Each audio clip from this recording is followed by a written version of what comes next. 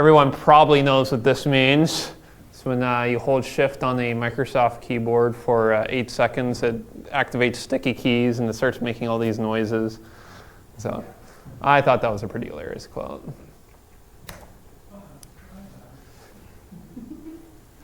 Right, so introduction.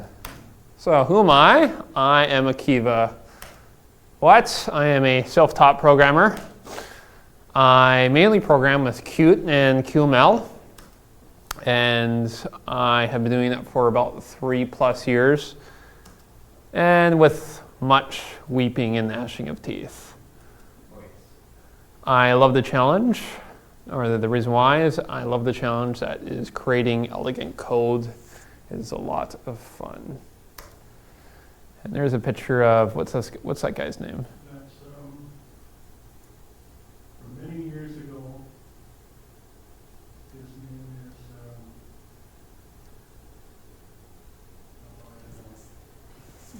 is, Doesn't matter. What's that guy's name though? He wrote The Cathedral and the Bazaar, didn't he? yes. Yeah. So, Raymond. Eric Raymond, yeah, there you go.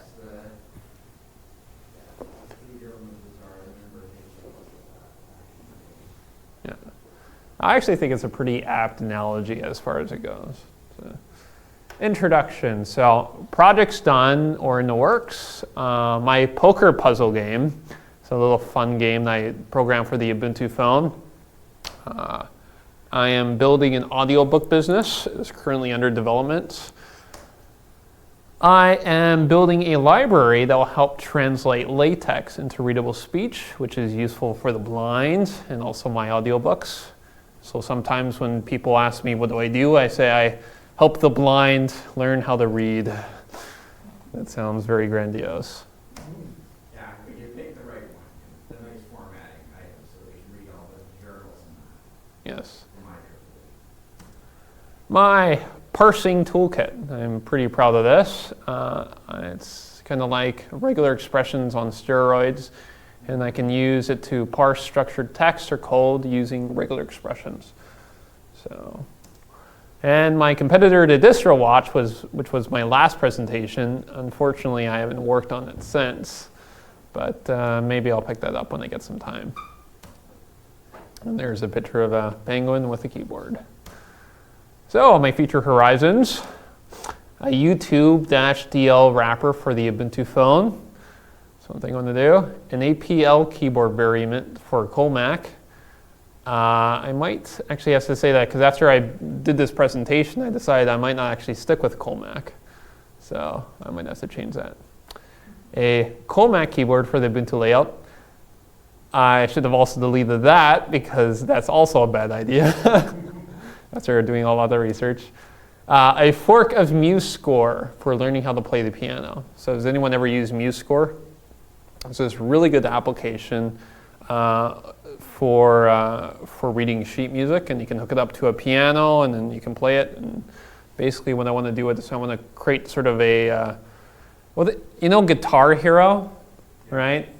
Guitar Hero is great, except that it doesn't teach you actually how to play a guitar, right? And so you spend all this effort like learning a new skill, it doesn't do anything for you, right? Except teach you how to play Guitar Hero, right? I would actually like to see an equivalent of that for the piano and actually teaching you how to play an instrument and actually read the sheet music. So if anyone knows, this is one thing I want to do, a Vim editor for spreadsheets. I don't know whether it exists or not, but I was thinking about the other week, and I was thinking I'd really like one. So, have any of you ever heard of a Vim editor for spreadsheets? No. I've used Lotus 1, 2, 3 from floppies. So that's all, you know. 5 1/4 or 3 1/2? You type in Lotus at the command line. Yeah. Zika. Yeah, no, they need a VI editor mod for Word. That would be nice. So. But there was editors back then. No, mods, you get Word and you don't have to see all those escape colons and such in your documents. That's right. And so Actually, the other day I had to do a 4 / escape, or forward slash. I had to use 4 escapes in order to, it was just really crazy, in order to recognize one escape on, it was really frustrating. So for hire, I'm great at spreadsheets, text-to-speech technology, and Qt and QML. So if you have any leads, or if you're looking for someone to contract out, I am certainly open to that suggestion. Right, here's a comment from XKCD. Actually, I think it's from XKCD. Want to see an optical illusion? Hold your keyboard up and in front of you and look at the home row. Now cross your eyes a little and see the G and H overlap. Keep focusing on the keyboard over your head.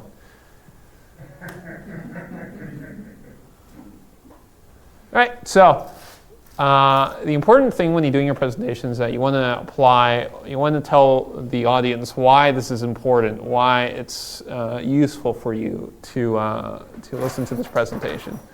So for one, although this, you shouldn't see this, right?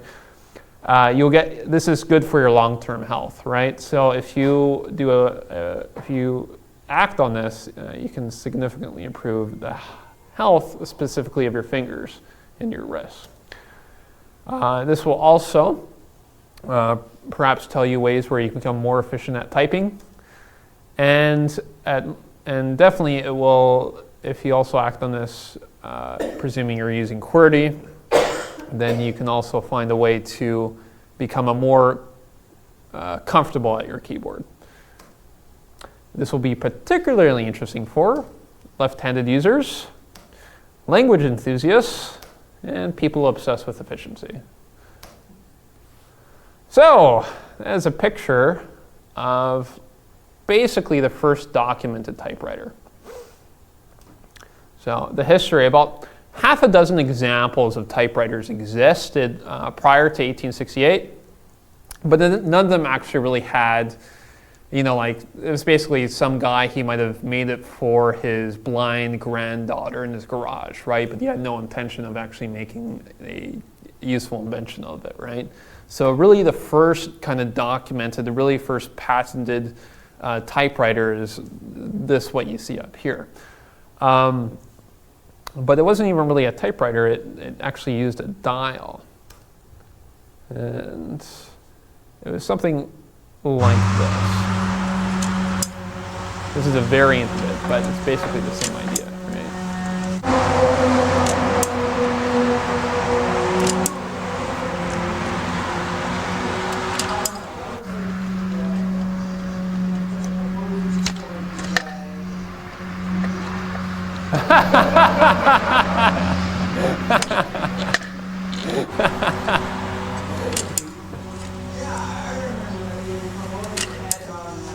The onion or something?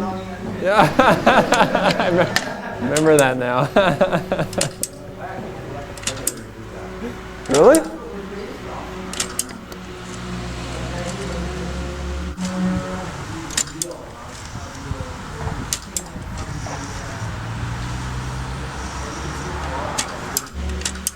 Yeah, that's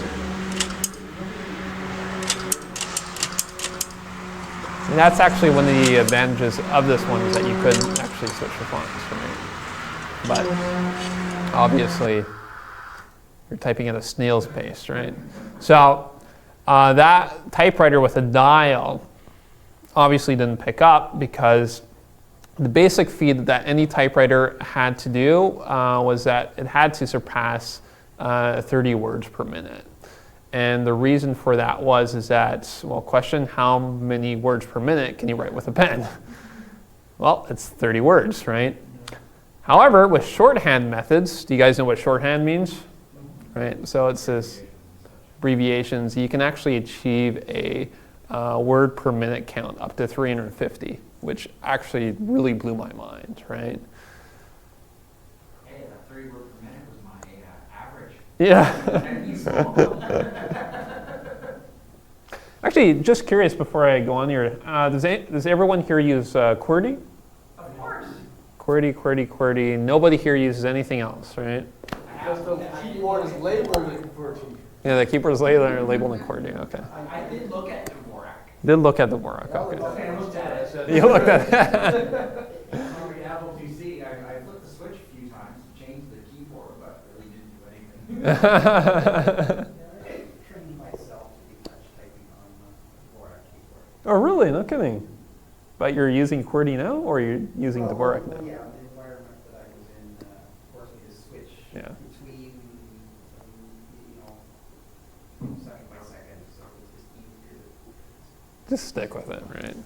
Yeah, you definitely do need a bit of time off in order to actually make the switch. That's one thing I found. The thing is, when you go into business, you find that they don't get any queries. That's right. Expectation is at 140 words a minute from Greg's speed building for colleges.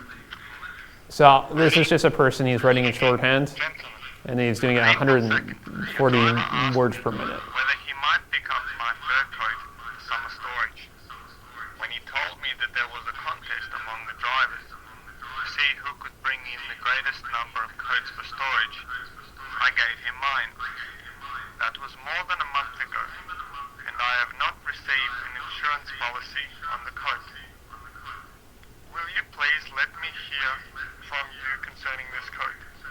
I expect to leave town for summer at the end of this week and should like to have the policy filed before I go away. Yours very truly. Dear Mrs. Ryan, we do not know who picked up your fur coat, but we are certain it was not one of our drivers. Since we received your letter, we have had similar letters from many other ladies in your vicinity.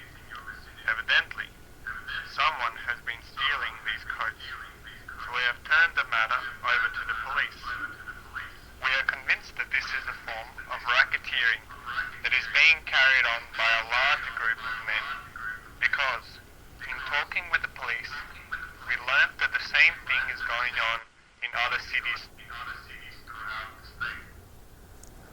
All right, that's enough of that. All right, so the first typing keyboard that came out that was able to defeat this 30 words per minute was something called the Hansen writing ball. It's actually an interesting layout because obviously it's not just A, B, C, D, F, G. It's kind of centered around the most common letters in the center, and the least common letters are obviously all on the sides. And so, not a tremendous amount to say about this. I think it's actually more interesting when you actually sort of see it in action. So, apparently, from what I understand, Friedrich Nietzsche used one of these in order to write his books, The Gay Science or whatever. I thought that was sort of interesting. But obviously well, actually, that's a good question. I was going to say that one of the advantages of this would probably be that it didn't jam like the other typewriters, but thinking about it, I'm not actually so sure about that.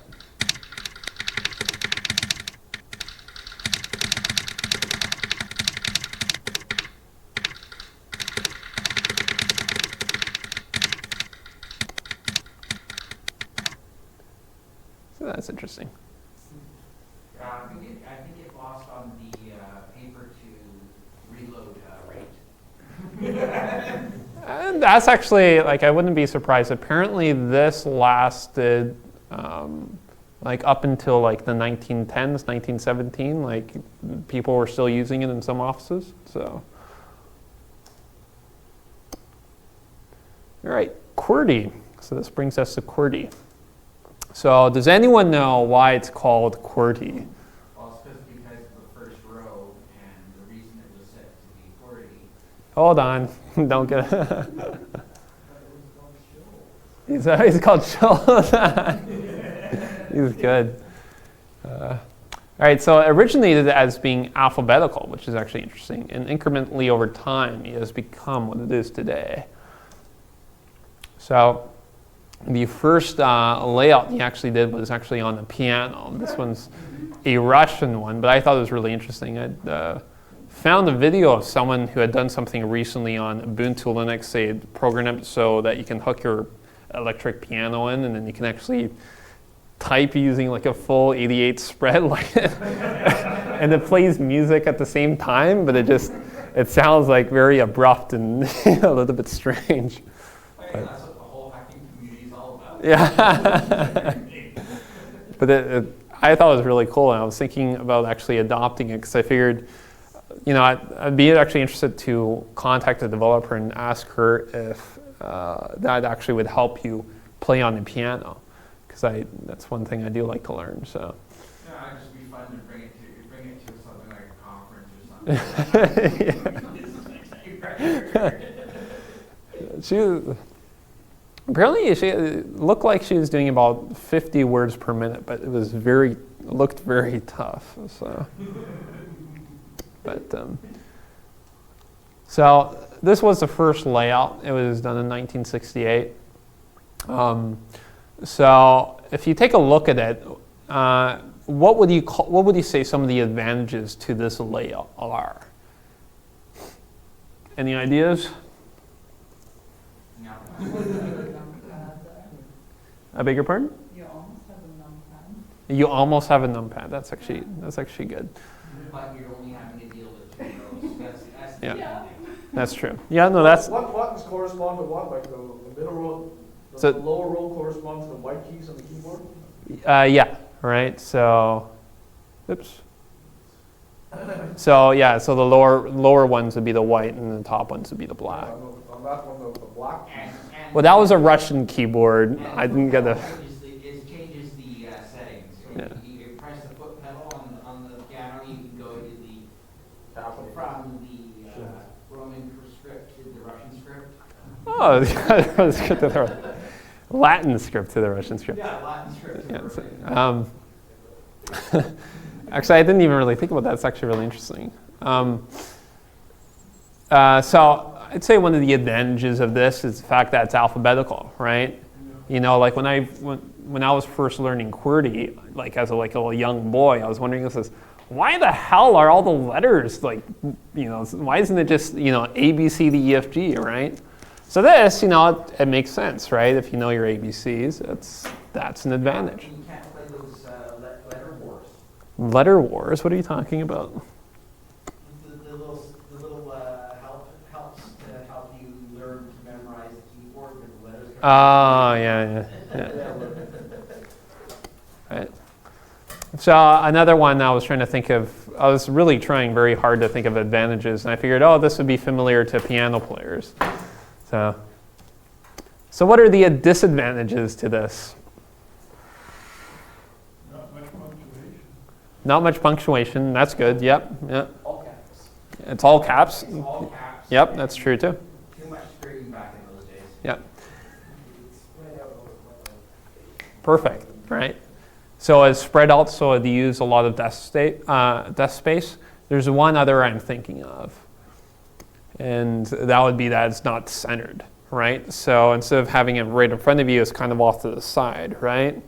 So not centered, prone to jamming apparently. I don't think that's actually supposed to be there, but anyways, it takes up more desk space, as you said. What about the number 1? And then, shush. You're spoiling the surprise. I just have to do that, sorry. Yeah. Pi is 1 and Yeah. O is 0. Cool. So My name is Lane. and then I would say the other thing is that your fingers need to stretch pretty far with this, right? So what he did is he improved on that layout, and he came out with his Vowels layout, which is from the 1870s. So what would you say compared to the last one? What would you say are the improvements? It's almost QWERTY. It's all no. I actually think it kind of reminds me of Dvorak because it has all the vowels just one place, right? So if I were looking at this, I'd be like, it's very logical. All your vowels are on the top, and then all your consonants are on the bottom, right? Yeah, and it enables you to have prone to jamming. No, yes, it is prone to jamming. So improvements. The other thing is the question mark and the comma were added, like Kim Kulak was saying that there's a lack of punctuation. The numbers were now ordered. use up less desk space. And the keyboard is now centered, right? So it's all in front of you. And Z, X, W, V, Q are at the bottom, and Y is at the top, right? So obviously you'd want the less common letters to be on the bottom row. Although that's a little bit debatable for typewriters. For computer keyboards, yes, but for typewriters, it is a little bit debatable, and we'll go into that a bit later. But that's so like in my video games, it doesn't have the IJK or. So after that, he decided to improve that layout, and he came up with short pause T. Go back just one slide for a second. Go back one slide. Sure. So ZX, W, V, It's right there. It's on the left. The bottom row, yeah. Why does it move to the bottom row? Because it's just alphabetical, right? Yeah, why was it moved to? Or- L, M, N, N, P, Q, R, S, T, V, W, X, Z, right? or So you see it. Statistically, the least used buttons on there. Well, but you can see on the left, that was the old layout. Yeah. On the left, it just goes A, B, C, D, F, G, goes down, and then just finishes the alphabet going backwards, right? So that's an interesting question why he chose to, wrap it like that as opposed to going down one line. Actually didn't really notice that, so interesting. So he changes it to QWERTY, and comparing these two, what would you say are some of the improvements?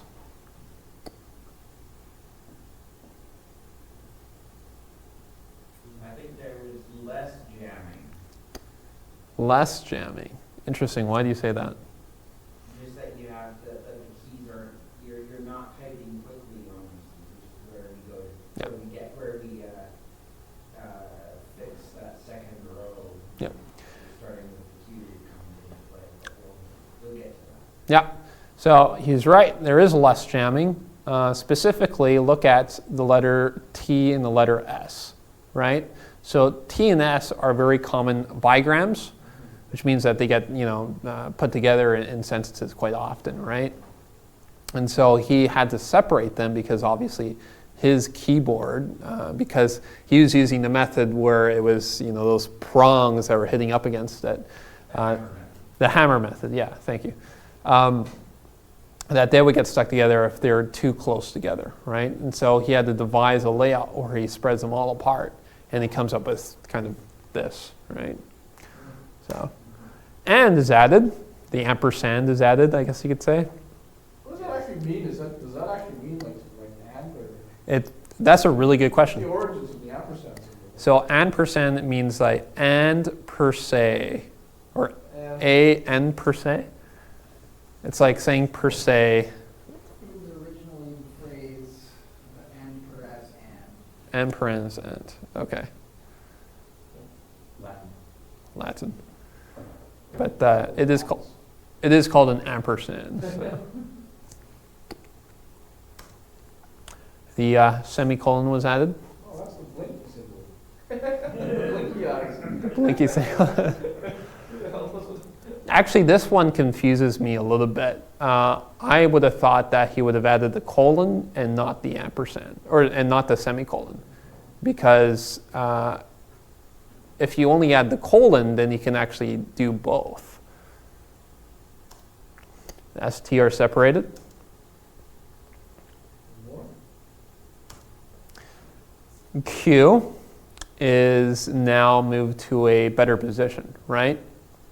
So it used to be on a bit of a more main finger, but now it's on the far left pinky, which is like one of the hardest letters to use, right? And because it's so rare to use, obviously it just makes sense being up there, right? Now, was this intended for two-handed typing or just? Yes, two-handed typing, yes. The vowels A and E are no longer together.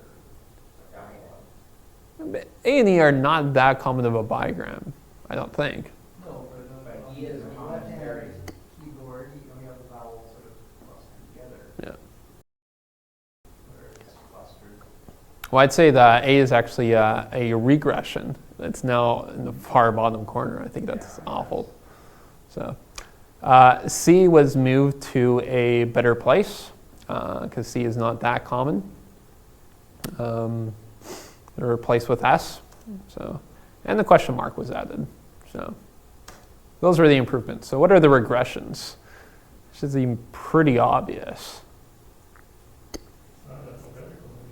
Not alphabetical anymore. Yep, that's good. What else?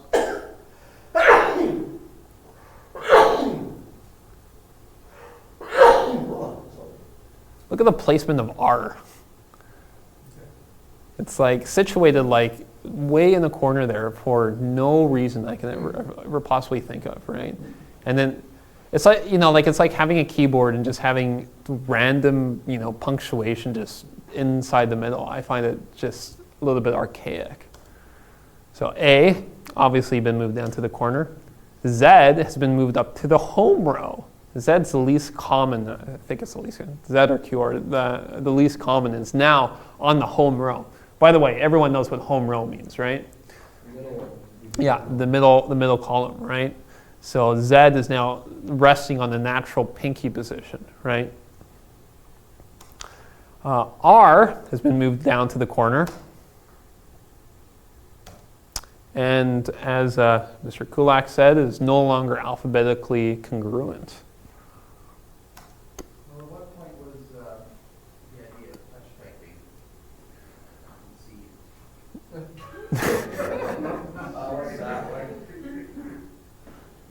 At the beginning of this, I was just like, funny keyboard pictures so I can throw in anything. This one came up. At least he's got a keyboard cover on. After he uses it, he puts one of those plastic covers on it. The fingers don't match the habit. Yeah. You'd expect the hands to be like brown. Yeah. There's a bottle at the end. Yeah, it's scored as ours. What's that drink at the top left there? It's your Italian stuff.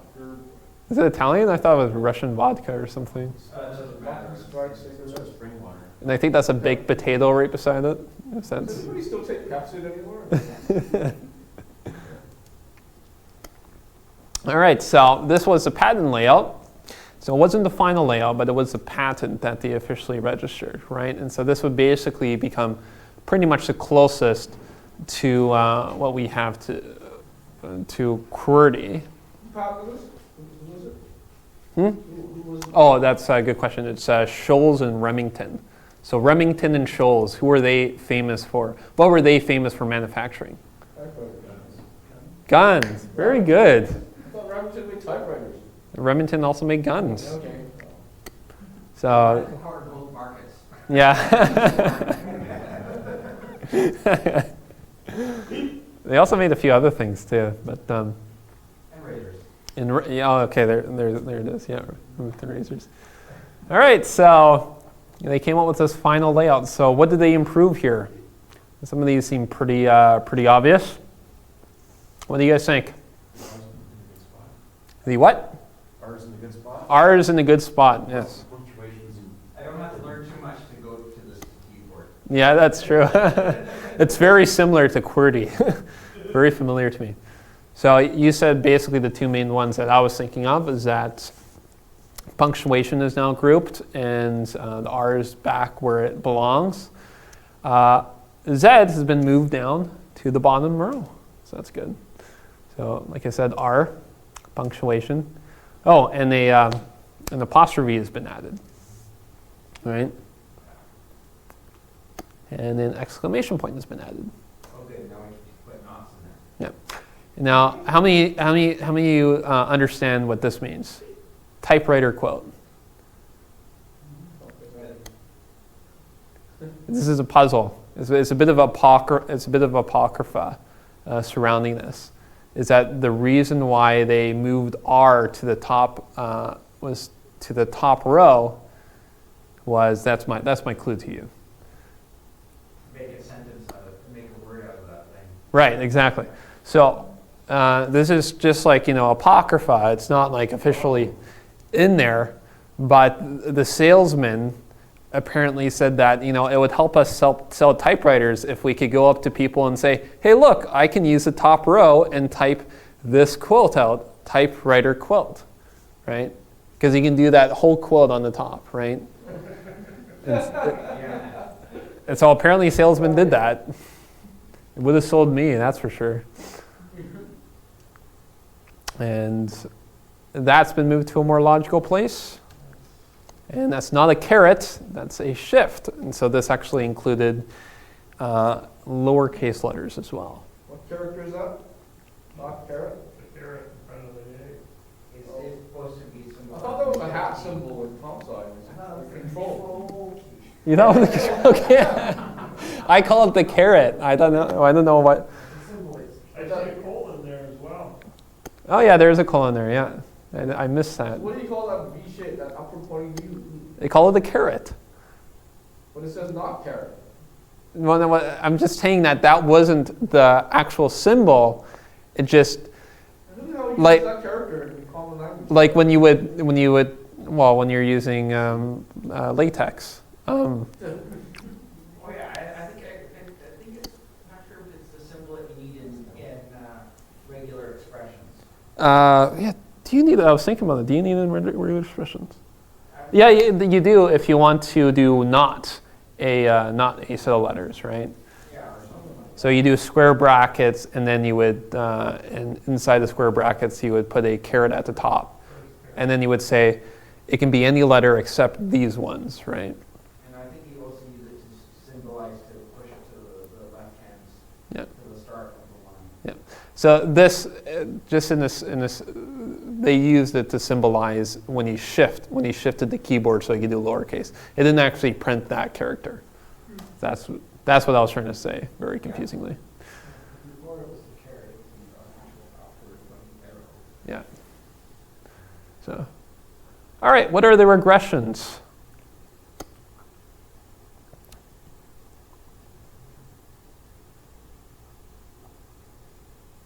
What became worse with this keyboard layout? Well, the ampersand, The ampersands? not the ampersand. Not the ampersand. Yeah, the ampersand. Well, it's in a better place now. Okay. Oh, they have an underscore there as well. Yeah, they do. But what's a regression? What's worse with this layout? Where's the comma? Hmm? Where's the comma character now? Yeah, I don't see the comma anymore. Maybe they did take the comma out. I don't know. Look at the comma. I have a picture of it up next. Maybe we can find the comma in there. Probably a shift. Something like that, yeah. So the big regression, I'm surprised none of you caught this, is look how it's, is it in the grid anymore? So Consider that a it is, well, it is a regression, right? Because if anyone learned Pythagoras, you know, your fingers now have to travel farther to hit other keys, right? Yeah, well, it's designed to do that. And it's one, the perspective of that was to slow the typing down. Actually, you're not far off base, but the real reason to do it is because the keys were attached with a middle prong on the bottom, right? And then, so if they all had to be straight, they couldn't be like right above each other, right? Because the middle prongs would bump into each other, Yeah. right? So they had to disperse it out, which is why you see it's like when you look at the keyboard, it's not even, you know, it's not even like sort of even. Like this one's a little bit over, this one's a lot bit over, right? And they did that so the metal prongs wouldn't hit each other, right? So it was like a purely mechanical reason why they chose to do that. So it's no longer aligned in the grid. And this is a huge, like this I think is the biggest regression in all of, that still hasn't been fixed today. And it could easily be fixed, right? Because QWERTY doesn't depend on like anymore. It doesn't depend on the letters being dispersed in this weird sort of diagonal way, right? Yeah, well, it's the retraining problem. Yeah. So this was a patent. I couldn't find a comma, and so that's why I didn't put a comma in there, right? Well, I think I see a comma or something. That's an apostrophe. Yeah, it could have been a show. Yeah. So.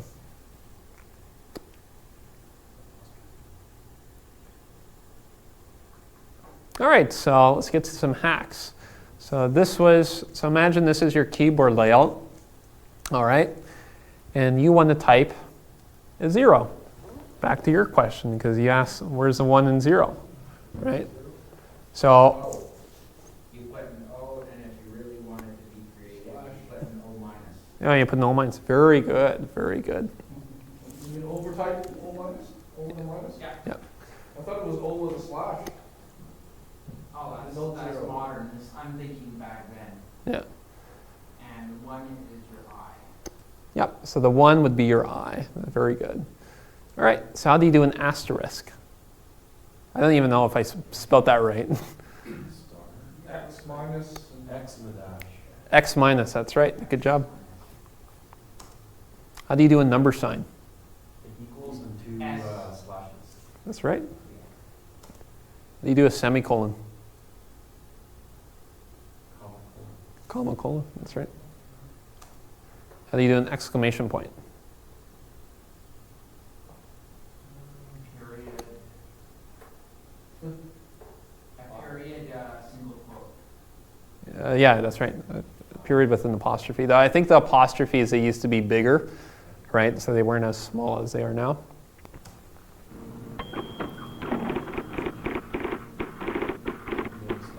This is the best thing that's happened to typing since electricity.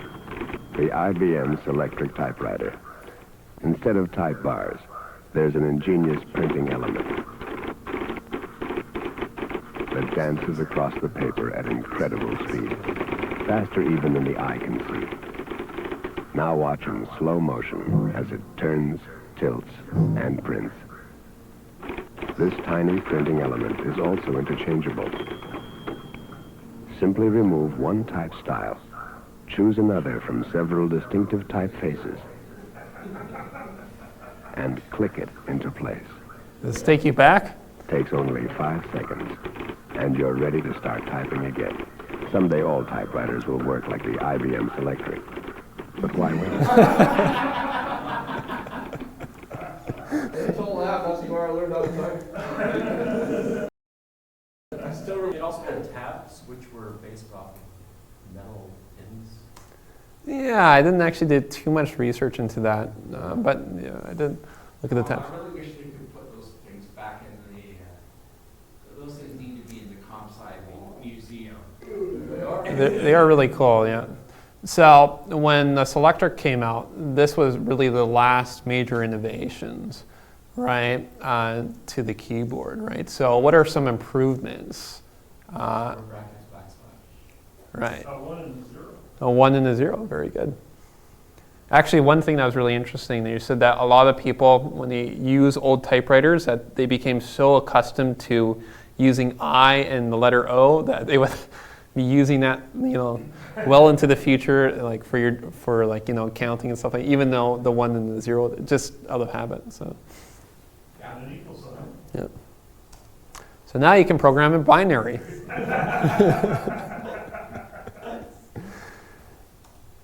Now you can use regular expressions. What do you mean by regular expression? Yeah, square brackets. No curly brackets. But who uses I almost never use curly brackets in my regular expressions. Yeah, I thought it was the binary was 0 and I. Yeah. Indent. Yeah, you can indent with your tab, and now you can also do line breaks. With your, What is a line break? a line. I'm just joking right there, but the /n. Sorry, is that backslash or forward slash? Backslash. Okay, thank you. /n. Thank IBM for the backslash. See, you go back, if it means back to the left, that's back. It means forward. Thank you. What it is, I just know one of the, but I get the joke there with Yeah. C notation. Is it actually C notation? I didn't even realize. Yeah, that's what C, Backslash T, backslash N. yeah. I had no. I had. The escape, the backslash is the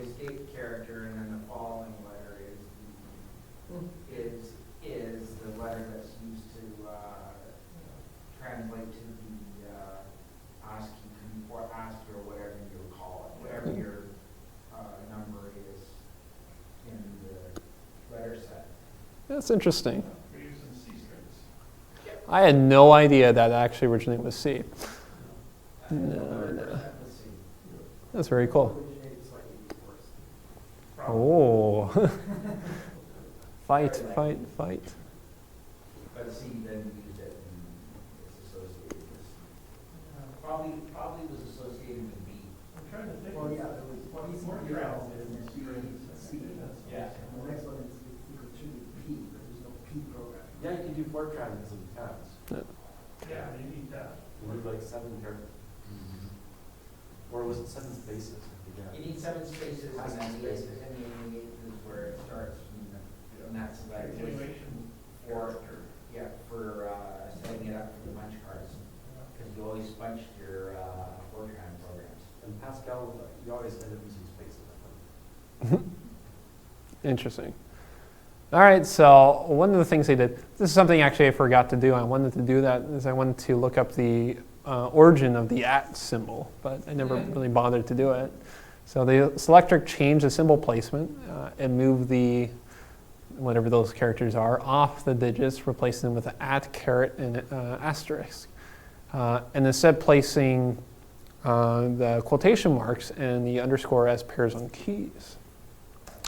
And this change was made because smaller characters, like the quotation mark, hit the paper with less force, and consolidating smaller characters, such as those quotes, into a pair on a single key avoided needing to adjust the force based on the shift state.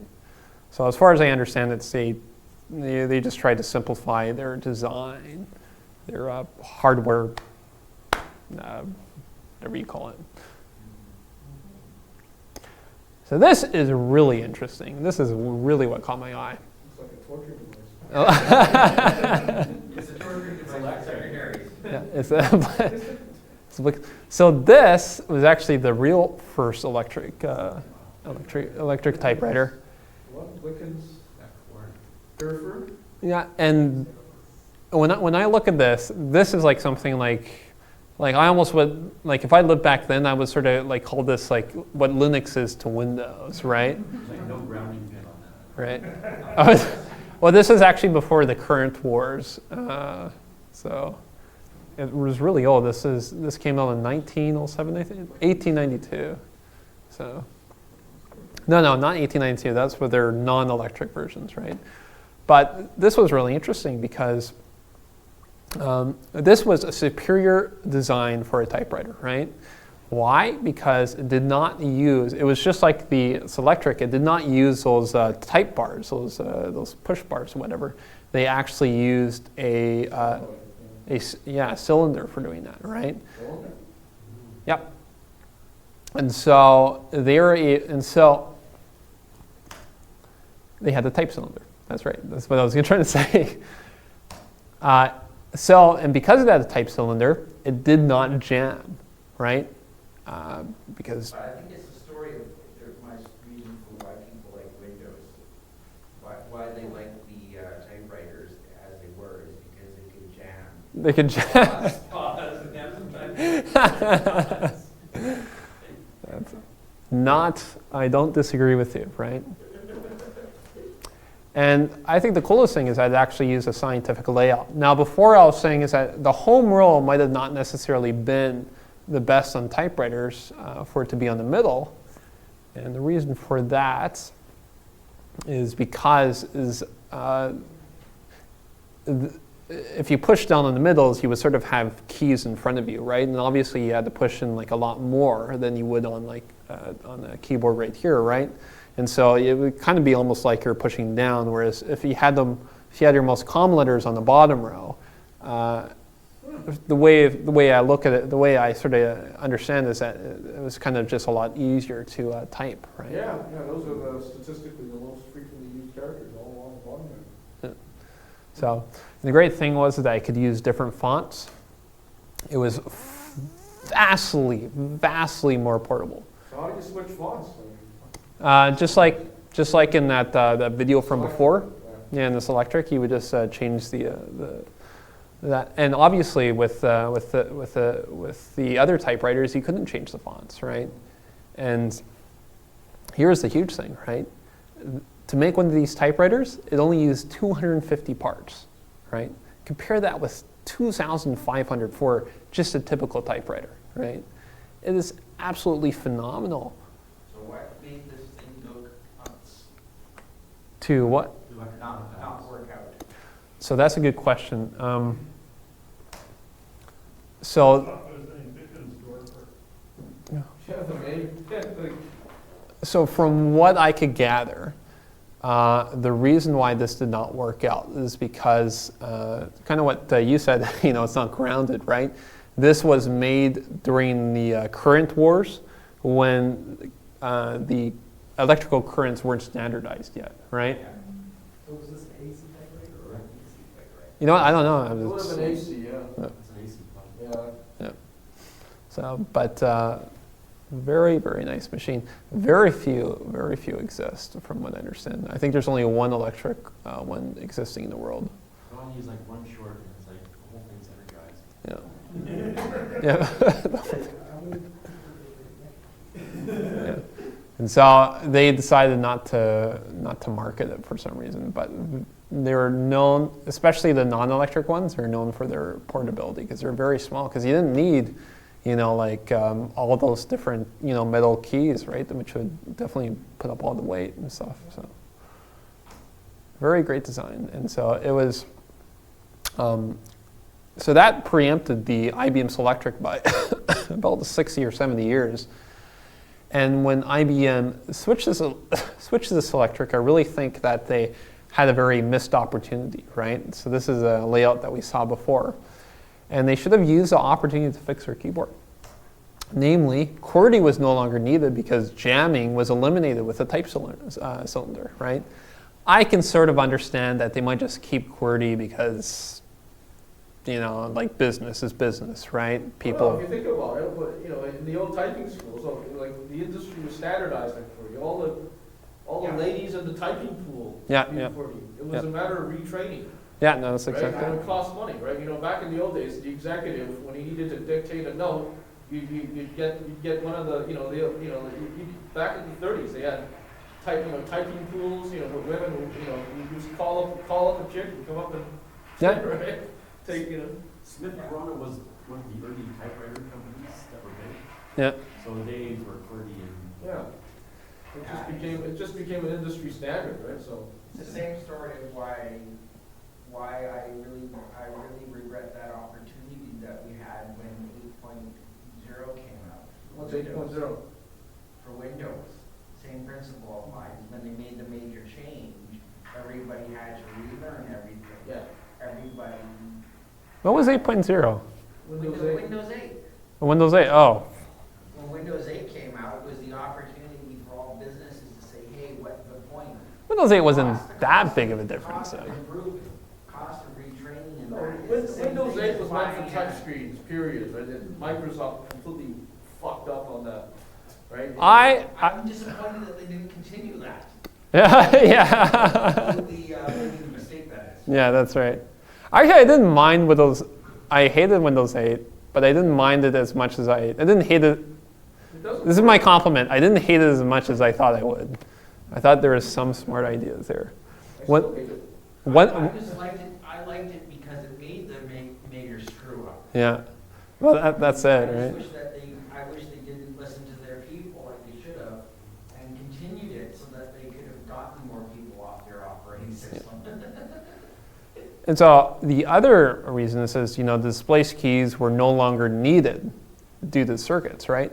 So even though, right, like I can understand, don't switch QWERTY, right? But they don't need to keep, the displaced keys, right? What do you mean by displaced keys? Well, they're not in a grid, right? Not in a. So they're offset, Yeah. staggered. Yeah, they're. It's not necessarily that they needed to do the staggering, but they needed to. It was the opportunity when they came out with it was to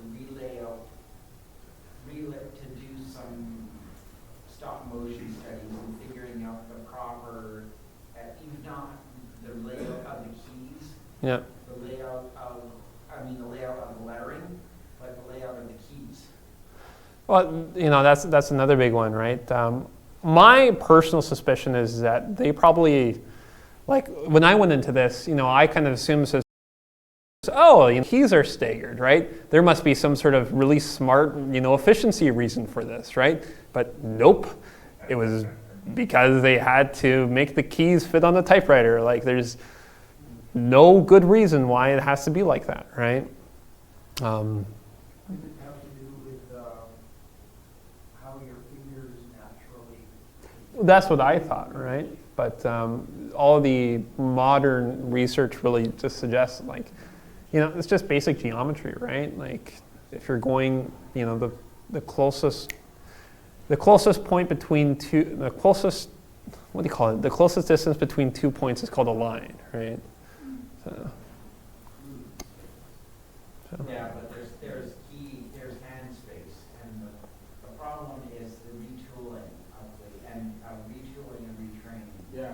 Of everybody is the whole reason that they stick with this, and it's the whole reason. I think that honestly, like the displaced keys, like switching QWERTY, okay, I can understand, but just realigning the keys, I don't think that would take any real retraining whatsoever, right? It's like buying a new keyboard. Like when I first used this. I understand where your thoughts are coming from, because I have had that same thoughts. I said to my brother, why don't you use LibreOffice? He comes back with a simple answer. I know Microsoft Excel. I know everything about Microsoft Excel. I don't want to learn a new thing. And that's the reason. In a nutshell. Maybe. I honestly. I think that's the reason. That's why you have to. I don't disagree with you. I just think that, like the Selectric, it was the best product on the market. I don't know. Maybe one of you.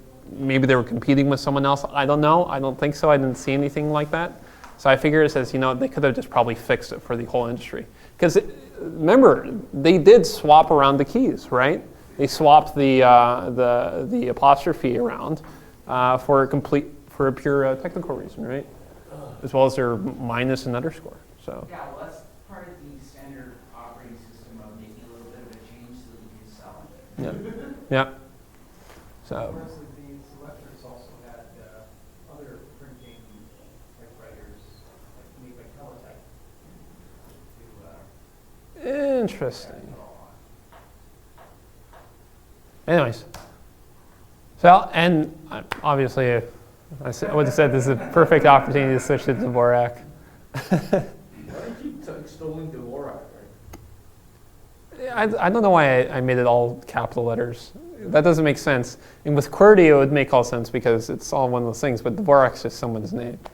Oh, I totally forgot. I was going to troll you guys when I was going to show the original Dvorak layout. I was going to lay it out so the word Dvorak is spelled within the layout. But I forgot. All right, so some surviving jargon. So Backspace. It was a keystroke that moved the cursor backwards one position. The return, that was a return carriage. Carriage return, isn't it? Carriage return, I don't know. The carriage return. The cursor is originally a term to describe the clear slider on the slide rule. What's a slide rule? See, like slides on the door, tabs. You know what it is. You guys know what dead keys are? I only discovered about dead keys like a few months ago. Only because I used Reddit. You use Reddit? Yeah, exactly. I was going to say that. It's the only reason I was like, how do they do those emoticons where the panda is fingering, like everyone with fingers going off into like off the page and stuff. And then I discovered how they did that. So. So cut and paste, I tried reading up on this. I could not understand how they're describing it, but apparently how you did in the old days, and probably you know this better than I do, is there was some convoluted process involving cutting and pasting with paste. And scissors. Exactly. And scissors. Well, that was the old print, the old printing days, print layout days. you would literally go in there with an X-Acto knife, Yeah. cut out segments and paste it somewhere else with it, right? I was kind of thinking about this. I was wondering whether any of the Selectrics or typewriters, if they had any sort of advanced usage of doing that, you know. It's not Star Trek. Because that requires memory, right? You'd have to store the characters or the Yeah. memory. So, what do I know? So. There was a buffer in Selectric. If you type too fast, it would go and then catch up to you. Yeah, yeah, that's right. Yeah, they didn't have a small buffer. I was wondering about that. That's actually And if you interesting. hold a key, then it repeats. Yeah. You gotta hold it a certain amount of time. So, new line was line feed, i.e. making a new line. Shift, shifting the equipment so you could use different symbols.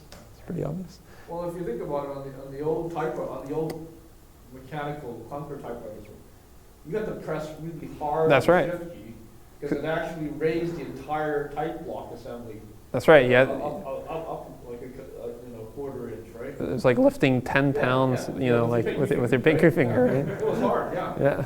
Yeah. Yeah, I've got a good exercise on those things. Yeah. And then tab is shortened from horizontal tab or tabular stop. Cause the print position to advance horizontally to the next preset. Tab stop. So it's easy to type tables. Tables. That's right. Actually, thank you for saying that because I actually forgot that tab is short for table. Apparently there is also a vertical tab, but I didn't know that. This one is the one that I thought was most interesting. I had no idea why TTY on when they press Alt Control F1, why it was called TTY, but it's apparently teletypewriter. Alt Control F1. What did you use? Isn't that what this is? TTYL? Yeah. What was that be? Oh, send it to the. Yeah, TTY1. Yes. Just command line, but Yeah. What's the key sequence? Alt. Alt Control, and then it's all the F keys up to F7, and F7 is the Oh, default. those are your different terminals. Yeah. Oh, so you're switching terminals. Yeah, that's why when we were doing it, we're back in the days. Red hat. Yeah, yeah. I still do that. You know, when my Ubuntu Unity crashes, sometimes I need to use the all-powerful kill all commands. TTY goes back to Morse code days. Really? Okay. Anyways, It so goes more back to the teletypers. right, and so Types. Telegraphs. Teletype machine, not telegraph, Teletype. teletype machine. and so the reason why it's called tele is because it's like a telephone but with a type. I could never afford one. I had a custom Dvorak keyboard, patterns. I used to delete them. So now, why was this deemed to be Comp site new environments. and useful? That was All right, good question. So this was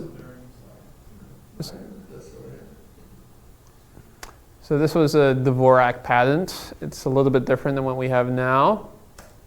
August Dvorak was an educational psychologist and professor of education. His objective was to scientifically design a keyboard to decrease typing errors, speed up typing, and lessen typer fatigue. He meticulously studied the English language, as I'm sure you could guess, and he researched the most used letters and letter combinations, plus the physiology of the hand. All right. So this is a Dvorak Classic. So what's interesting about this layout? The numbers drive me crazy. Yeah. That's exactly it. The numbers that drive you crazy. But it's all for efficiency, my friend. So in 1933, Dvorak entered Dvorak Typists into international competitions. The Typists sponsored by typewriter companies to advertise their machines, right? Sort of like, I guess, a race car, like a car manufacturer would sponsor a race car driver. So the QWERTY typist did not want to be placed next to the Dvorak typist. Why? Because they became disoriented by the noise produced by the fast typing speeds made by Dvorak typists. That's actually in the Wikipedia article, so I thought that was hilarious. Just because it's there doesn't mean it's true. And that's true. And actually there was a citation, not a citation either, but a citation that says, I don't see where it says this in the source, right? So it could have just been a troll. Dvorak was eventually simplified to make the numbers more sane. Yep, and square brackets. And in the 1930s, the Tacoma, Washington School District ran an experiment that used 2,700 students to learn the Dvorak layout. The district found that the Dvorak layout students learned the keyboard in 1/3 of the time it took to learn QWERTY. Vowels right there. Yep. Programmer's Dvorak. So this one, some of you might find interesting. The programmer Dvorak was optimized for C, C Sharp, Java, Pascal, Lisp, CSS, XML, and alike languages. Yeah, but the programmer's Dvorak was a modern invention, right? So Dvorak was probably long dead by the time that this came out. Yeah.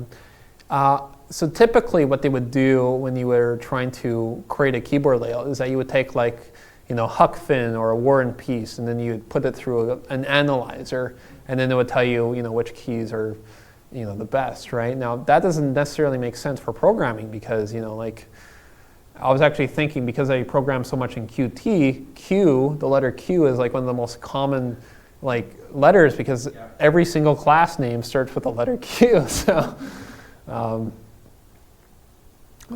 So they did it with thousands of lines of source code instead of classical books. So, and here's your question. It says, why are the numbers delegated to the shift position? Because you don't have to type a lot of numbers, do you? Well, some people do. But numbers aren't free to type. Use the number on the number pad. No, you guys aren't quite getting it. Not getting it? You're not quite getting it yet. Are you like a foot pedal or something? Nope. You're a bad programmer if you're using numbers too often, right? Because what do we call those? Magic numbers? The magic numbers, right? So they delegated it to the shift square. Yeah, all that basic. Yeah. So I thought. So I thought that was hilarious. All right, left-handed Dvorak. So left-handed Dvorak is if you like drinking coffee and typing at the same time. That is a lot different. Yep. So That's just something shifted over, is it? yeah, and so it's designed to type just with the left hand. Hand alternative 2, and it's just basically a mirror. It's designed by Dvorak, interestingly enough, and it focused on restricting lateral movement, right? So he wanted up and down rather than side to side. Apparently it kind of sucked. And there's a better alternative, which I'll cover later. And in fact, it sucks so much that people would say, like I was reading on the forums, says, like QWERTY is better for one-handed than this left-handed, optimized Dvorak, right? So I thought that was really fascinating. All right. And now for something completely different, capsoff.org. So this is a website dedicated to the purging the caps lock inquisition, so to speak, of getting it purged off our keyboards. And in their FAQ, I thought this was funny. It says, don't you have better things to do? Oh yes, we did not ask for this war. Look at the feedback. Every time the subject is discussed, caps lock really upsets people. And on some level, making a million people just a little bit happier is a noble goal. Seriously, this is what taking control over the tools we use. So, can any of you guess what this segues perfectly into? Guess not. PC versus Unix positioning of apps and control? No. Actually, and I forgot to describe this, they had a competition to create the best keyboard layout. And this is what one person suggested, right? I can't make heads or tails out of it. But apparently there's a man here, which he has buttons that tail to him. I could not figure it out. And the admins were saying, it says, you shouldn't make so many accounts to just upvote your own submission, but we thought it was pretty funny, so we left it in. So this actually goes to, whoa, what's going on? What just happened?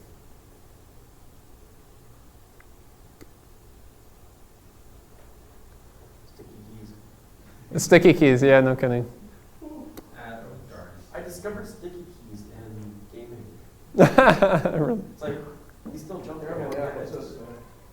All right. Yeah, So Colemak, what do you notice right away in regards to caps lock? Arst. Ours did yield. But they took out the caps lock. They replaced it with a backspace. And I think that's one of the best hacks you can do, like even for QWERTY, is to take out the caps lock. I mean, unless you're a SQL, unless you're maintaining SQL databases, I don't see any reason why anyone would want to use. You got 2 apostrophes. No, that's a grave. That's a grave. What is the Alt-GR button there? I see that on the Spanish keyboard. What the fuck? That one is for Alt-GR. it's for like international layouts. Alternate, what? It's just another level of typing, right? It's like the shift. You see it on the, on Yeah. especially Spanish keyboards, right? I have not mine. I have a French keyboard that I got my ThinkPad in, and I actually quite like it. What I ended up doing is that for my for typing accented characters or what? yeah, basically. And so what I did is I mapped all, because I use Vim, right? And so I mapped all the Alt-GR characters to, like, instead of having to put my finger up to the escape key and then pressing escape, now I just, and then pressing the key I want to do, like, let's say a delete, right? Now I just hold Alt and I press delete, or the Alt-GR and press delete, and then it just does the escape for me and then goes into that command. So it's hard to, I'll explain in another lecture sometime. So anyways, it's not called the Windows button. It's called the super button. So, developed by Shai Coleman, he said that Quiffigabuga is not a very catchy name, so he decided to just name it Colemak. He focused on putting the most frequent letters under the strongest fingers. He did so primarily to combat RSI, which stands for repetitive strain injury, by avoiding pressing keys frequently from uncomfortable positions. And he wanted to find a use for that damn caps lock key. So it's also really easy to learn because it only changes 17 keys compared to a QWERTY, right? So Dvorak, I think they changed 26 of the keys, right? And that's not even counting like the numbers and stuff like that. So comfort, it is, you can type 35 times more words on home row than you could with QWERTY, right? It's easy, only 2 keys move between 2 hands, right? So like the way that he organized it, right? So if he's gonna move a key, he wanted to at least keep it on the same finger, right? So it's at least kind of familiar to you in that way. It also keeps the common shortcuts, Control Z, X, C, V, right? Which is kind of annoying in Dvorak if you're using, like it's just, Control Z is completely somewhere else, right? It's fast, typing done on the strongest and fastest fingers. And accuracy, it says low same finger ratio, high same hand ratio. So what does that mean? Anyone? Characters in a row, not with the same finger? Your hands take break. That's right. Right, so it's actually opposite from Dvorak. Dvorak had low same hand ratio, and this one has high same hand ratio, right? And the idea is that it didn't want you typing with one finger like in succession, right? Because that's really annoying, right? It wanted you to be able to do sort of keyboard rules, right? Because it's very easy to go like this with your fingers, right? And that's basically the idea that's his sort of philosophy of what would make a really good keyboard layout. It's multilingual, who cares? So why not Dvorak? Because Coleman obviously had an option. He said he looked at Dvorak, but he decided not to. So why not? He said it was too difficult to learn for existing QWERTY typists because all the keyboard layouts change, right? So you have Dvorak down there, by the way. So like, there's no letters are the same, right? So it's going to be a lot tougher to learn Dvorak than it is to learn Colemak, right? I beg your pardon? Letters A and M. Right, right. A and M have actually stayed in place. Yep. So I lied. The placement of L on the top right row, on the top row right hand pinky causes really excessive strain, and you'll see that quite later. The placement of the F is a difficult stretch on normal keyboards. I is very frequent, but it's not on the home row, on the home position, right? So it's actually just, you have to do one lateral movement over with your index finger to hit that. And R is very frequent, but it's not on the home row. And the curly and square brackets are uncomfortable for Unix users, right? And so, and also why not Dvorak? And he said it was far too lopsided for the right hand, right? Because he has all the vowels on one side and all the consonants on the other side, right? LS form a common same finger digraph on the pinky, right? What is just about the most common command in Unix? LS. Yeah, LS, right? So, or RM, yeah. So just imagine, I'll actually get to it later. So this is a comparison between QWERTY, Colemak, and Dvorak, and this is really interesting. So distance is basically how far, like let's say you had the right War and Peace, it's basically saying is that if your fingers were, you know, like your fingers would basically have to walk 8 kilometers on QWERTY if you want to write that book. Whereas with Colemak, it brings it all the way down to just under 5,000, and Dvorak is just over 5,000, right? Some of the things that you see here is same hand. So that's how often you're switching the hands, right? So a high percentage of the same hand means that you're not switching very often. The low percentage is different. So the biggest contrast there is with Colemak and Dvorak, right? Because Dvorak's philosophy when typing is that you kind of, like on the typewriter for which was developed, right? You kind of have your hands floating there, right? And you're kind of doing this up and down sort of, you know, rhythmic flow, right? And so Dvorak, on that sense, it was actually a lot more beneficial to switch the hands because just the way that typewriters were. How do they work out the distance travel? So like for example, let's take a word. So the word option, right? The distance travel would be like, okay, so my right finger needs to move up this way, Right. and then it needs to move back, and then it needs to move down this way, right? And so it'll measure the distance with that, right? And then also on the bottom there, you can see with the fingers, which fingers are used the most. So in Colemak, 18% of your typing is done with your index fingers, right?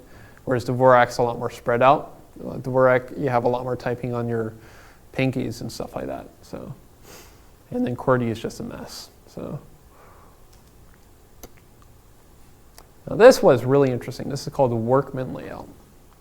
So, developed by a programmer, O.J. Bacow, because he suffered from repetitive strain injury and tendonitis on his wrist. By the way, this is available on all Linux distributions, from what I understand. So,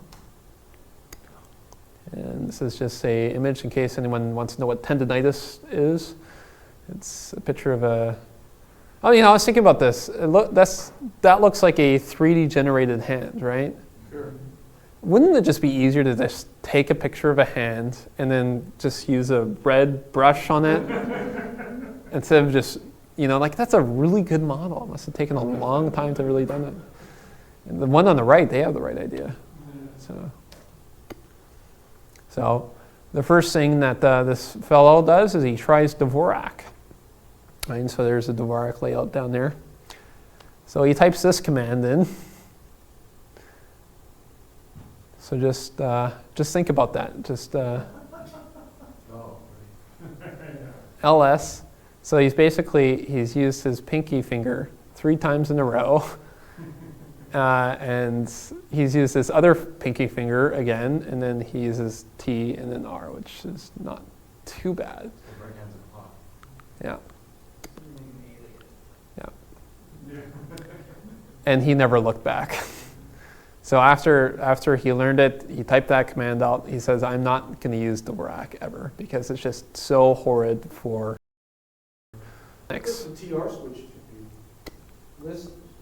Alt-GR? LS minus L is long list, and then A is T is sorted by time, I think, and R is reverse order.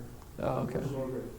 Doesn't matter, it's just accuracy are. But I could be totally wrong. Come on, who's the diehard Unix geek? Look at you. Explain. LS minus what is it? Yeah, that's right. Long list all files, sorted by time, and R is either Recursive. recursive or reverse. I think a capital R is recursive. Yeah. I think a lowercase R is reverse. Like When one you do thing. laptops, you know, you just One of those obscure things that I've never done. Is it system 5 or BSD?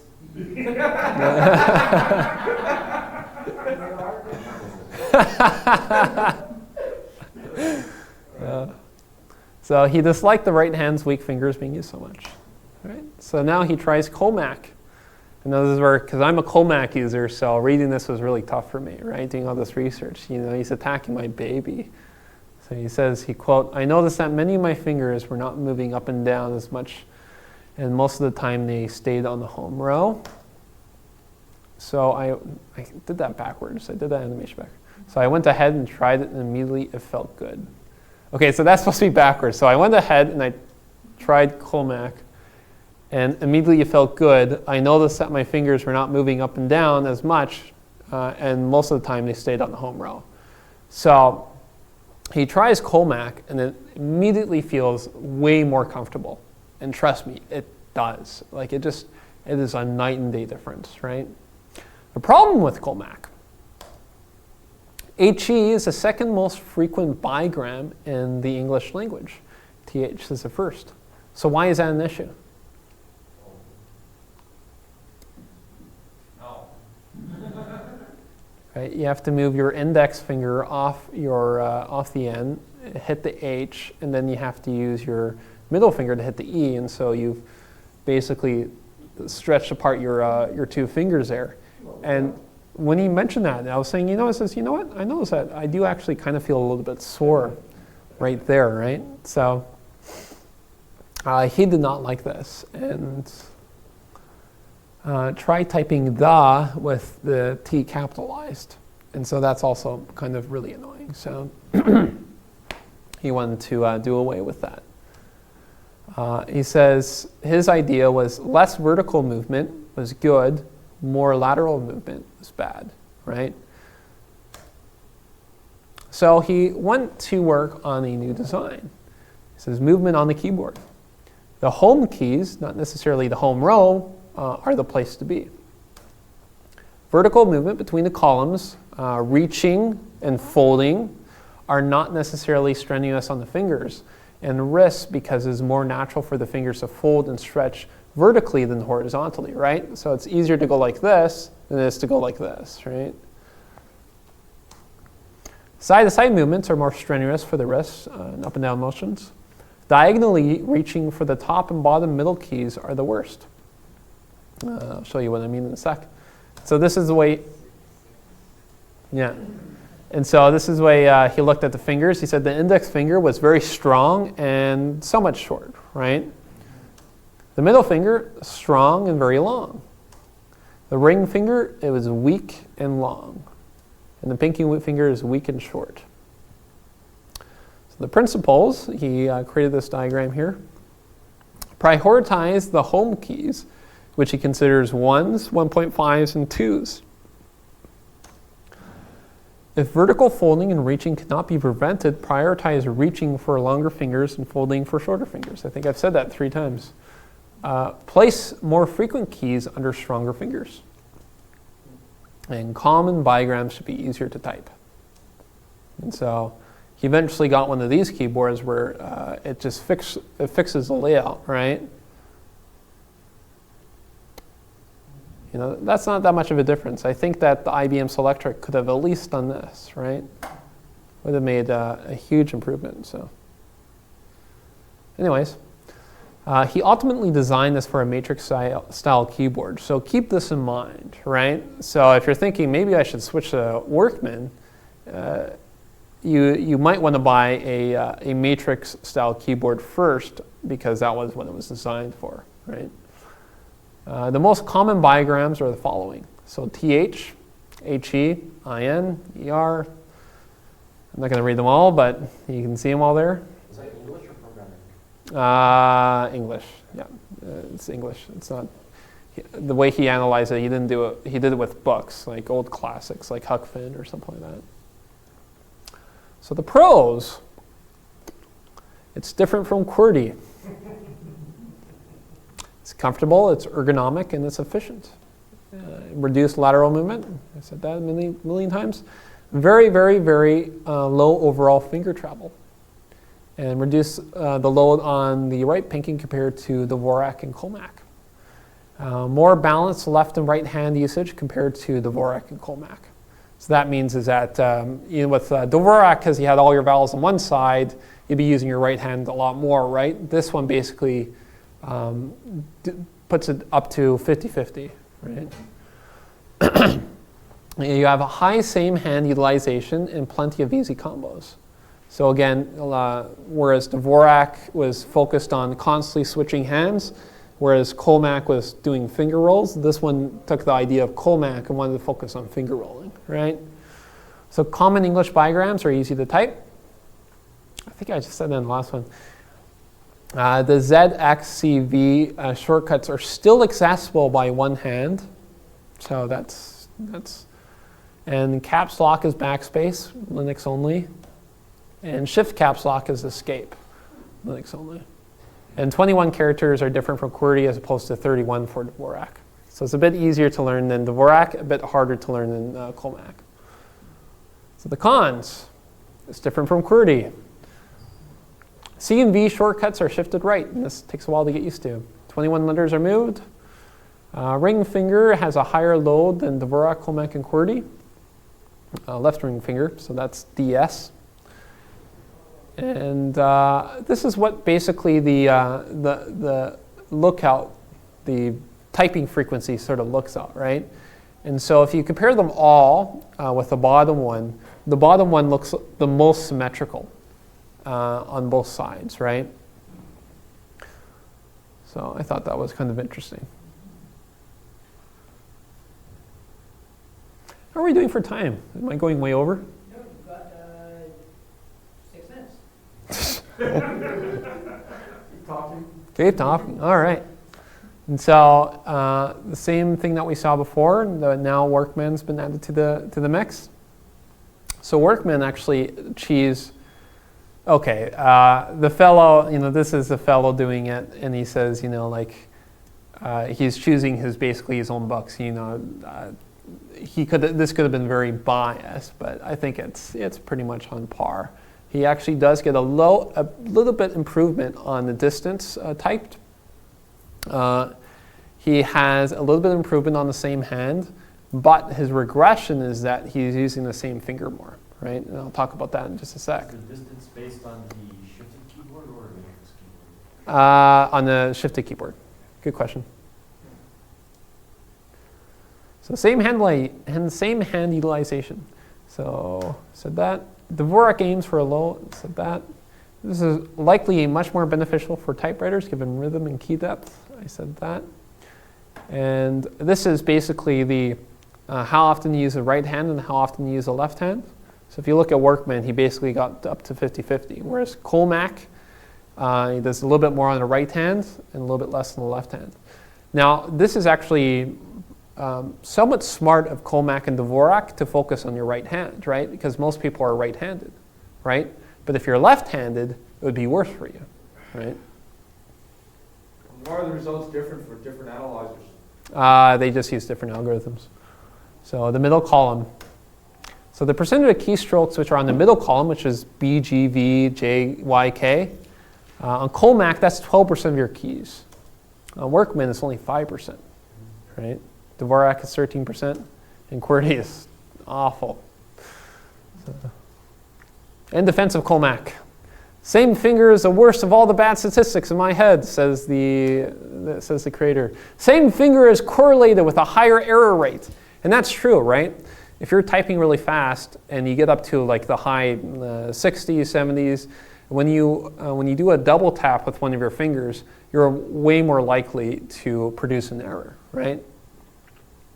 I type in orthogonal keyboards. Most of the time, I've never been able to get the same finger working very well with or without the finger sliding. Lateral movements are more difficult only if you have small hands.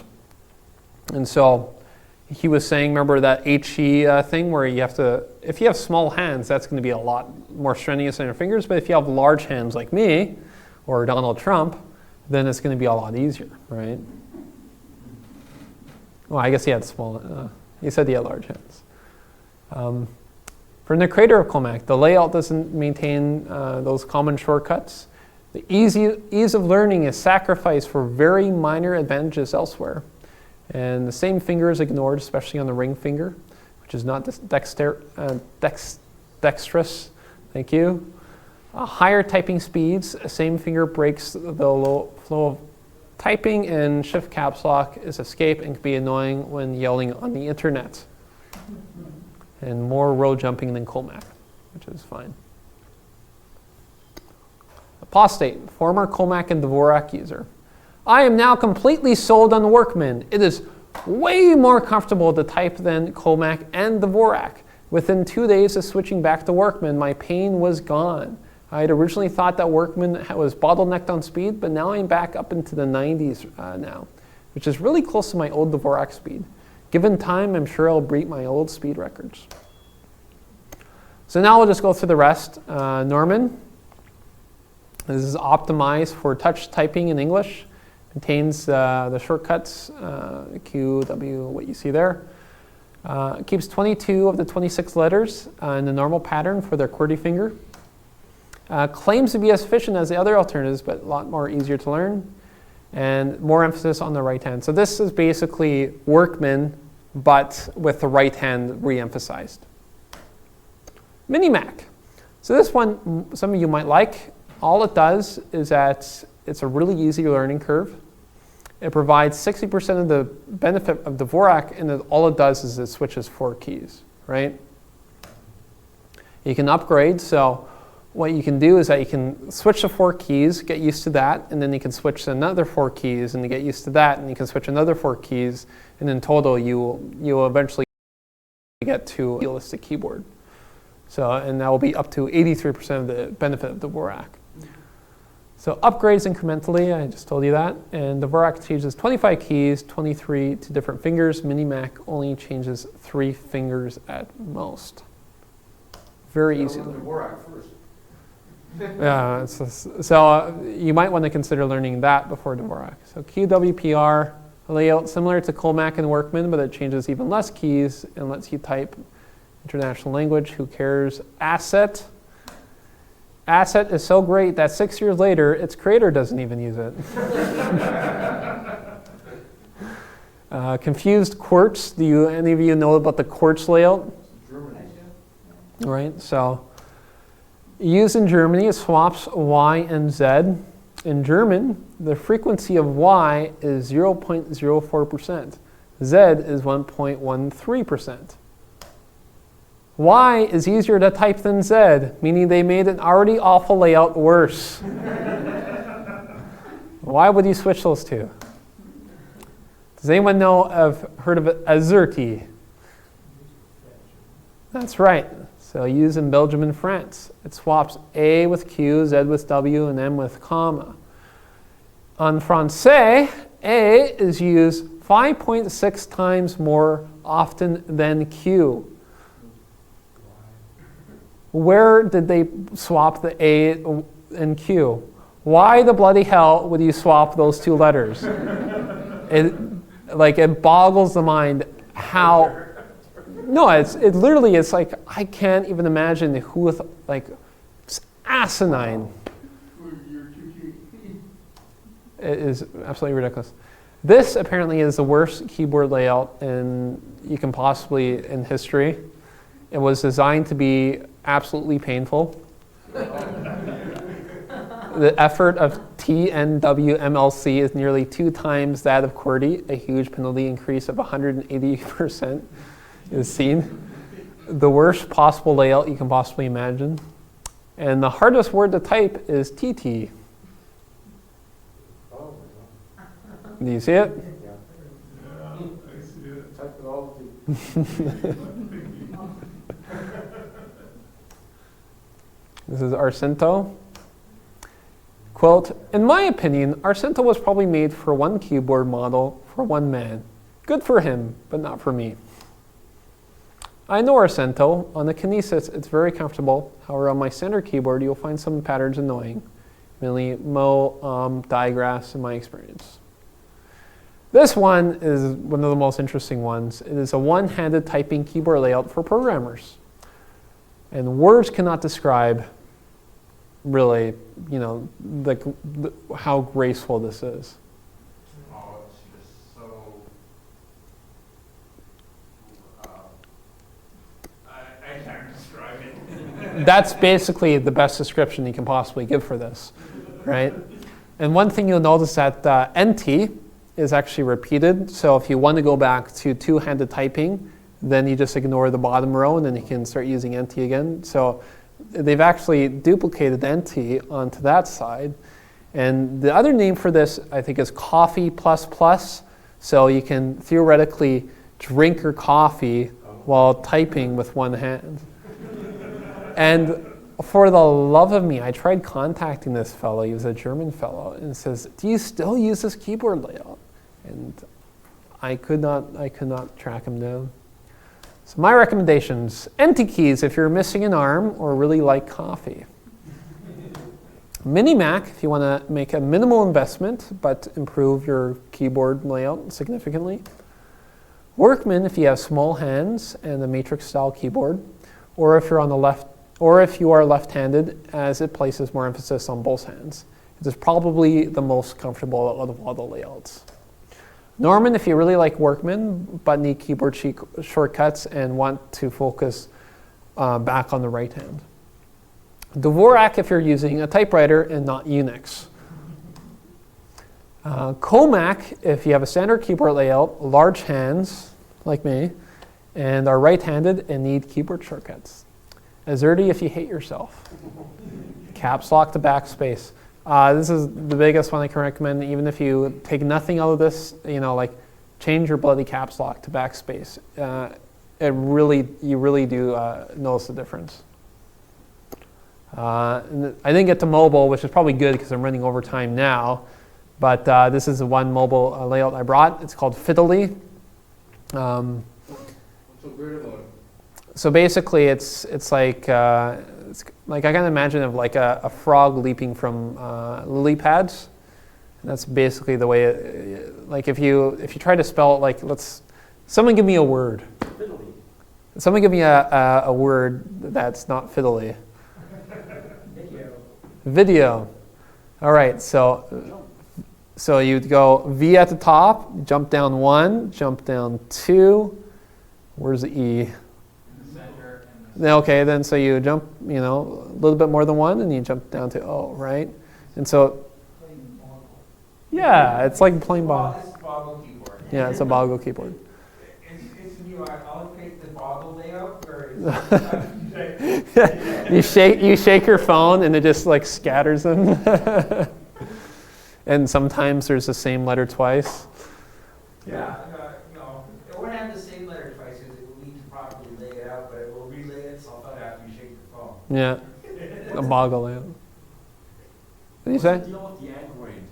Like the typical Android keyboard is, you got like 6 or 7 characters at the very bottom, and you got like 9, and then you got like 12 or something. I don't know. I don't use Android actually. I haven't used Android since the Dream. Yeah, I definitely like to create that for the fun. Yeah. So 10 letters in the center, blah, blah, blah. Chum added to the list, the number goes up to 84%. I don't care. My departure. Colemak has served me well, but I do plan to depart from it. I think the HE criticism is valid. One of its main advantages to Colemak is retaining the keyboard shortcuts. And that doesn't really apply to me because who uses keyboard shortcuts when you're using Vim, right? You don't need Control V or, well, you need Control V if you want to do, what does that do in Vim? It's the visual mode, visual block mode. I love visual block mode. What about your cursor movement? Well, I remap mine, so you have to remap yours if you're going to use it. Otherwise, it's sort of like if you do it, you get up is down and down is up, and side is like weird, like all the way over here, and the other side is like just below it, or like it's just awful. I had to remap it. What I like about it is it's just another reason I think a lot of you people aren't going to be adopting these keyboards is you can't remap things called games. I haven't had too much trouble with that. Some obviously you can't. Then again, I only play one game, which is World of Tanks. Okay. So, and you know what? Actually, the less games I play, you know, there's a lot of people saying, you know, Steam's coming to Linux, and secretly inside I'm saying, damn it, I used to get so much work done on Linux. That's where my joke between Windows and Unix comes in. It's back in the days of 95, 98, you know why everybody liked Windows? What is that? Because it gave them an excuse to be by the water cooler while the IT support staff came and we installed the operating system. And you know why managers liked Windows back in those days? What is that? Gave them their excuse to have the latest and greatest in hardware for their system.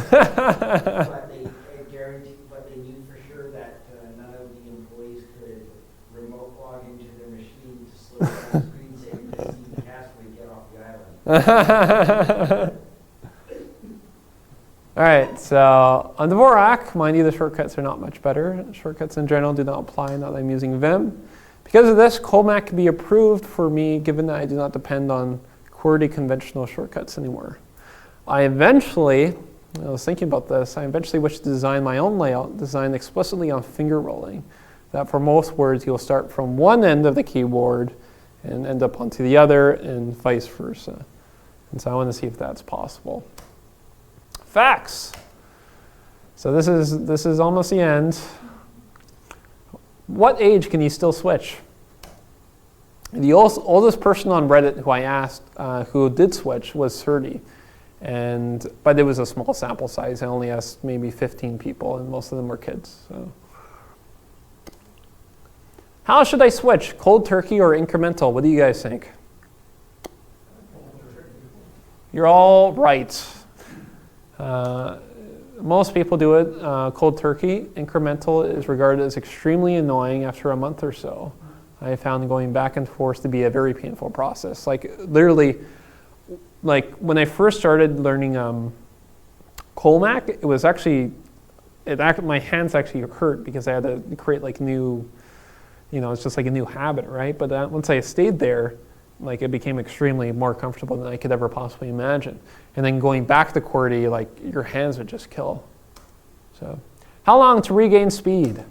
A few weeks to a couple of months. 8 months was the longest. He had to, however, constantly go back to QWERTY for work, which was a hindrance.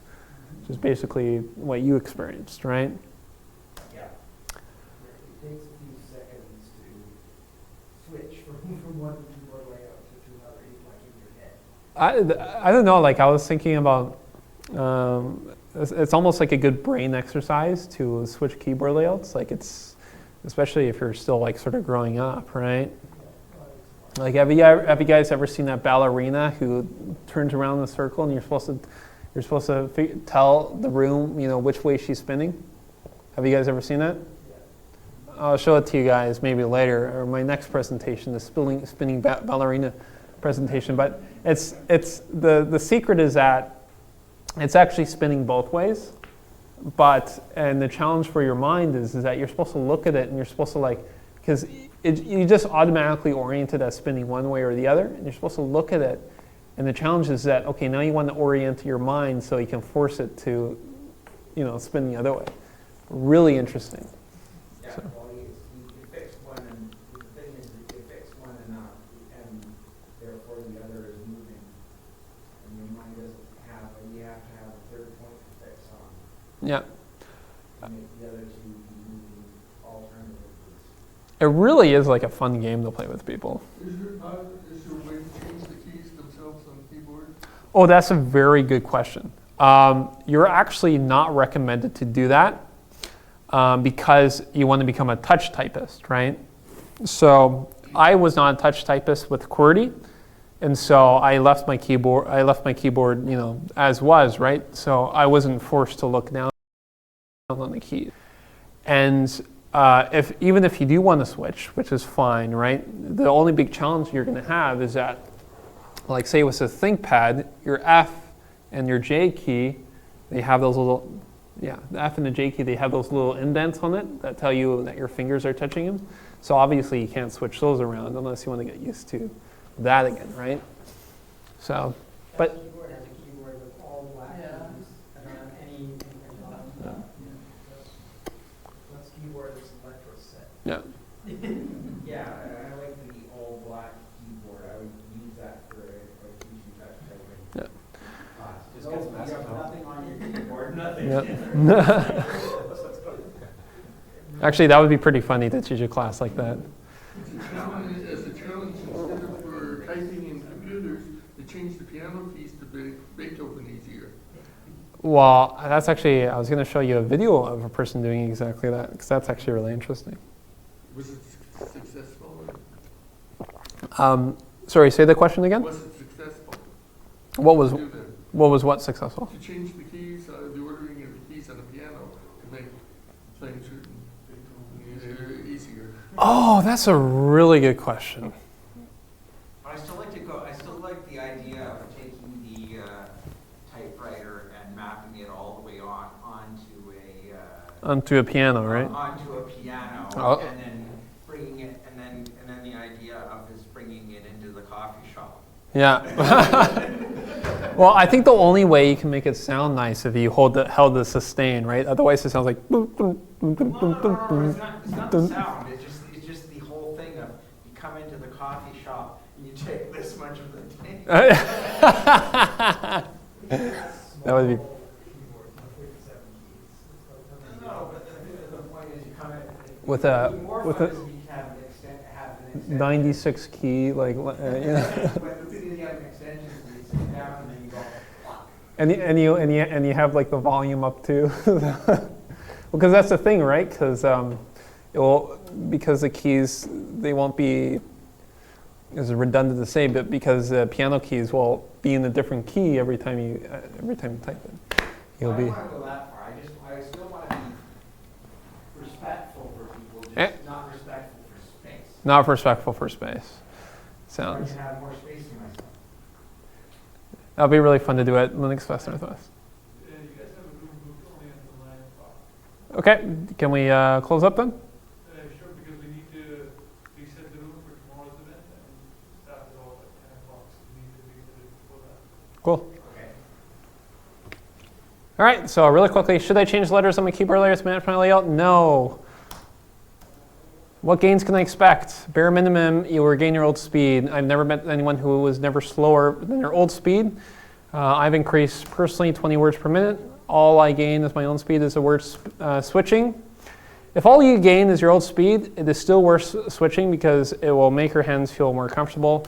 Everyone has told me that. The biggest frustrations, typing in chat rooms. Can you still use QWERTY comfortable? No. Should I remap Vim? Definitely. Not sure about Emacs, but probably you should too. Should I remap my phone? No, not to Colemak. Not sure about Dvorak. What laptop has the best keyboard? Probably the ThinkPads. They switched to the chiclet in 2013, but generally the response has been positive. About hardware, hardware is a huge topic, but I'll try to cover it very briefly. Avoid rubber key domes. Use the mechanical ones. go for those things which angle it, like that. That's a legendary one. Angle it down. The keyboard features a front tilt and large palm rest. This is good. People like to prop up their keyboards from the back, and that's actually, so they have to bend their wrists upward, and that's actually bad. Get rid of key dispersion. So as you see that they're only vertically sort of dispersed, but they're not laterally dispersed. So that's what you want to do. And if you really want to go out, get Meltron, which is that. So that's my presentation.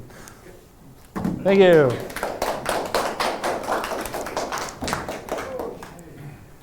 So who wants to do a typing competition?